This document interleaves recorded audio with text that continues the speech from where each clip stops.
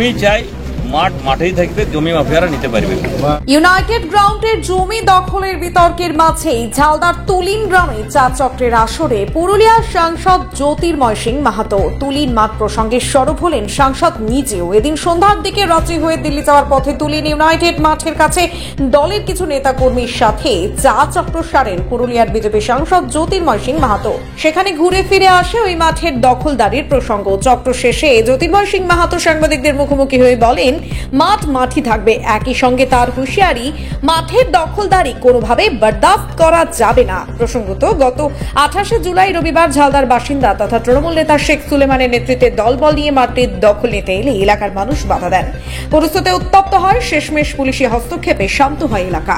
দেখুন, আমি কালকে অধিবেশন আছে, অধিবেশনের যোগদান দেওয়ার জন্য আমি এয়ারপোর্টে যাচ্ছি। তার মাঝে আমাদের কার্যকর্তা এবং সিনিয়র অনেক দাদারাও আছেন, যেমন আমাদের মনুদা আছেন, পরমেশ্বরদা আছেন। অনেকদিন পরে দেখা হলো, মাস্টার মশাই আছেন। এনাদের সঙ্গে কথাবার্তা হয়েছিল কি এসে একটু দেখা সাক্ষাৎ হয়। আসার পরে আমি একটা অভিযোগ শুনলাম, আগেও টেলিফোনের মাধ্যমে শুনেছিলাম।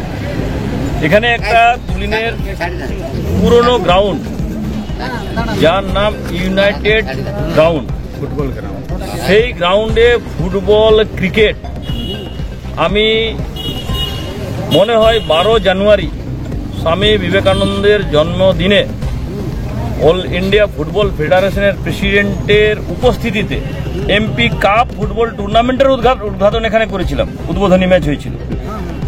সেই গ্রাউন্ডকে জবরদখল করার জন্য আবার পুরুলিয়াতেও আমরা দেখতে পেলাম আপনার সন্দেশখালীর মতো শেখ শাহজাহানের আবির্ভাব। এখানে দলবল নিয়ে জবরদখল করা মাঠকে গ্রামবাসীরা তার বিরোধ করা সত্ত্বে তাদের গুন্ডা, বদমাশ এবং পুলিশ প্রশাসন দিয়ে বন্দুক দেখিয়ে, রিভলভার দেখিয়ে তাদেরকে তাড়া করা, মারপিট করার চেষ্টা করেছে, কিন্তু গ্রামবাসীরা সেটা করতে দেয়নি। আমি এইটুকু বলতে পারি, এরকম জবরদখল করা সম্ভব নয় যতক্ষণ আমরা এখানে আছি। আমরা জানি মাননীয় মুখ্যমন্ত্রী এইরকম ছোট ছোট তার ভাইদেরকে সব জায়গায় রেখেছেন, আর তাদেরকে দিয়ে জমি দখলের একটা সুন্দর খেলায় মেতেছেন। কিন্তু আমরা যতক্ষণ থাকবো এটা করতে দিব না। মাঠ মাঠেই থাকবে, মাঠেই খেলাধুলা যেমন অতীতে হতো ভবিষ্যতে হবে।